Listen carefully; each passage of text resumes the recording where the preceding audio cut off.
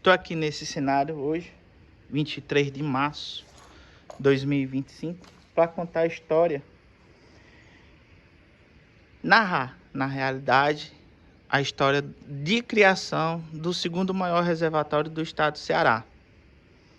Peço para você aproveitar melhor, eleve seus pensamentos para o tempo do Império, onde nessa época já se cogitava a criação do Açu-Doróis. Peço que você eleve seu pensamento para essa época. Vamos lá. A situação na época era tão calamitosa que em 1878 Dom Pedro II se sentiu que estava acontecendo no Ceará e reuniu uma comissão de estudiosos com o objetivo de discutir a seca e suas consequências.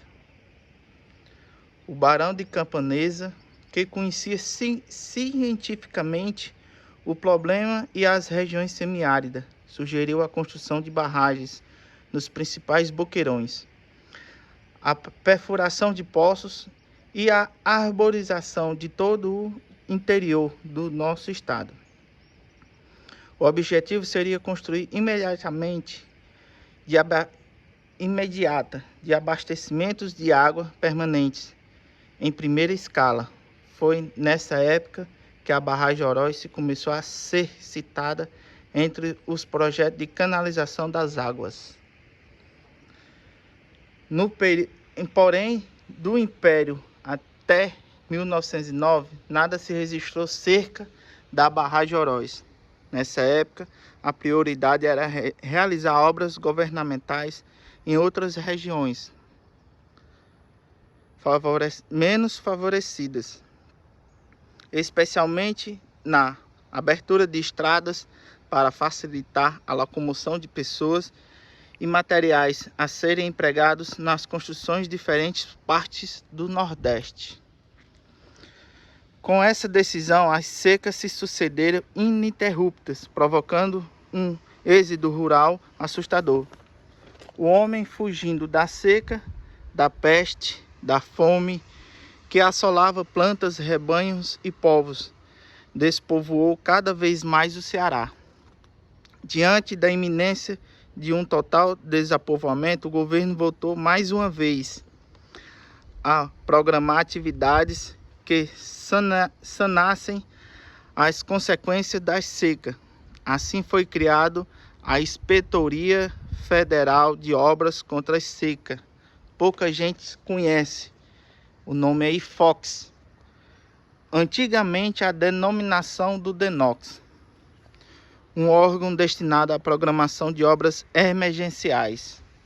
Então assim já existia o DENOX com outra sigla, né? Hoje é o DENOX. O engenheiro Miguel Arrojado Lisboa organizou os trabalhos de observação geológica das diferentes bacias hidrográficas e a partir de 1911 a região do Boqueirão de Oroz foi a primeira vez estudada de perto. O engenheiro José Gomes Parente fez o primeiro levantamento topográfico, auxiliado pelo engenheiro Luiz Phillips, que fizeram os desenhos da região do Boqueirão e enviaram a IFOX em Fortaleza, o Instituto, com o intuito de que a direção dos órgãos tomasse conhecimento da realidade do local, onde se pretendia construir a barragem. Nas sondagens preliminares, descobriram um poço com profundidade superior a 40 metros, no centro do Boqueirão, local onde a barragem deveria ser construída.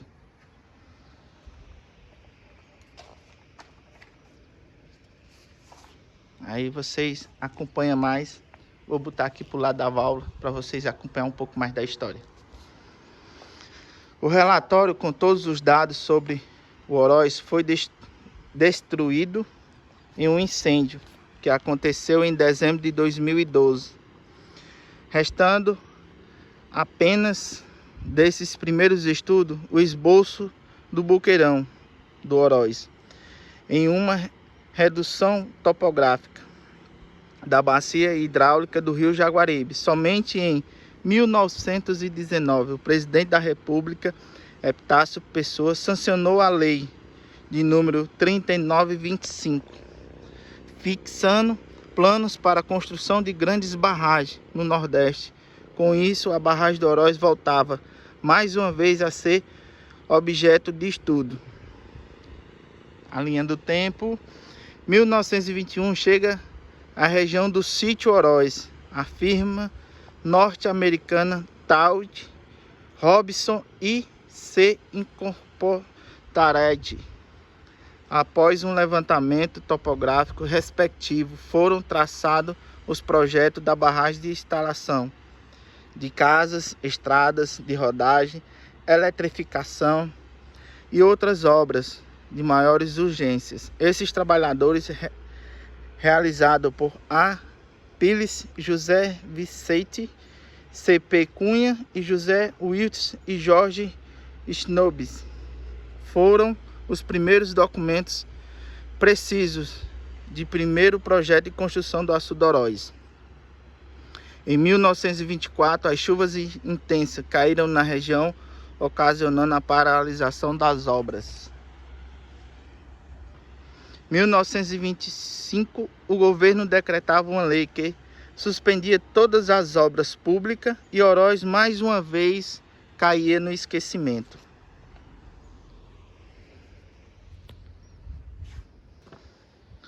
Dados os relatórios, ambos não se adaptavam à realidade do local, nem oferecia garantia quanto à impetuosidade das águas do rio Jaguaribe. Em 1957, já com o nome Departamento Nacional de Obras contra a Seca, DENOX, denominado assim em 1945, concluiu os estudos definitivos para a construção do Açude do Oroz. A sua construção foi entregue a uma equipe de engenheiro, Anastácio Honório Maia. Em 1958, iniciavam as escavações de fundação da parede. Em 1960, intensas chuvas se anteciparam e desabaram sobre a construção, ocasionando durante dias pânico em toda a população cearense. No dia 26 de março, um alarme anunciava para toda a população ribeirinha do rio Jaguaribe e para todo o mundo que as águas do Jaguaribe rolavam sobre a parede inacabada, levando as esperanças do povo, mas ninguém ficou de braço cruzado.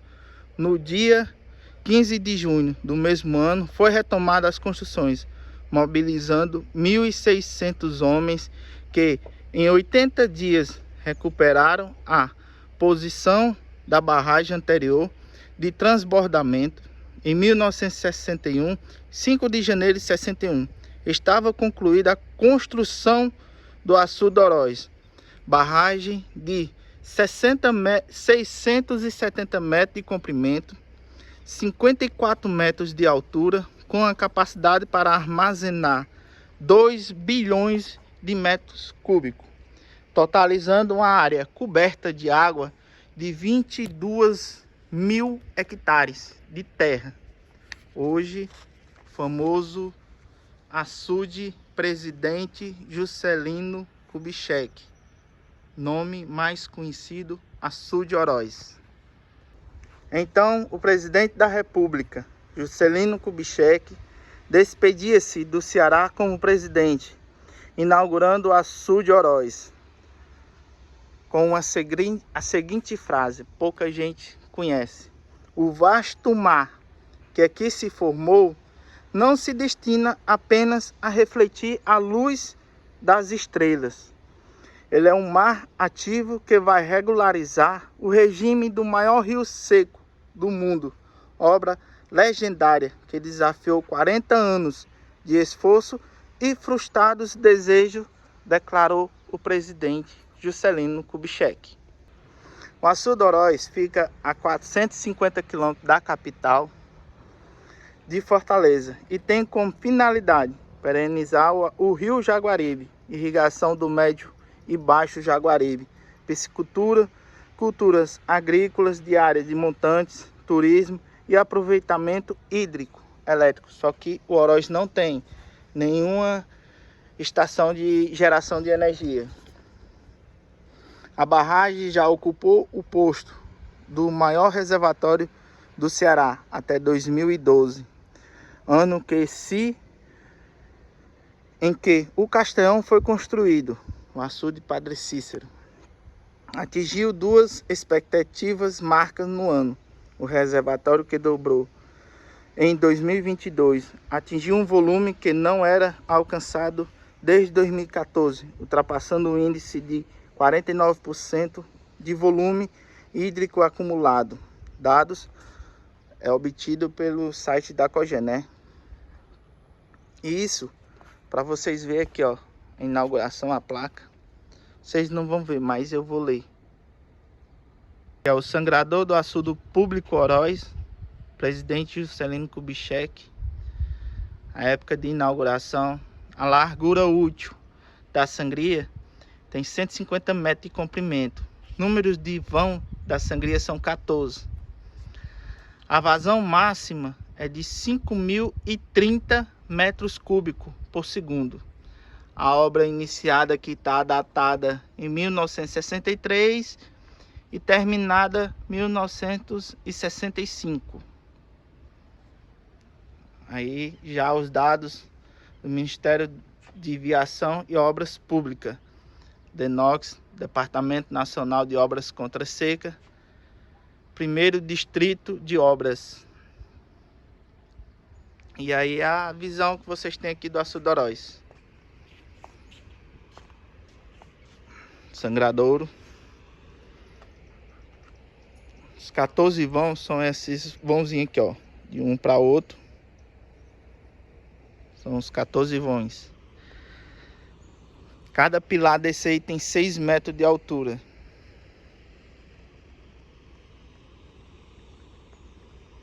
Para quem não é inscrito aí, se inscreva no canal, deixa o joinha, compartilha. Até o próximo vídeo.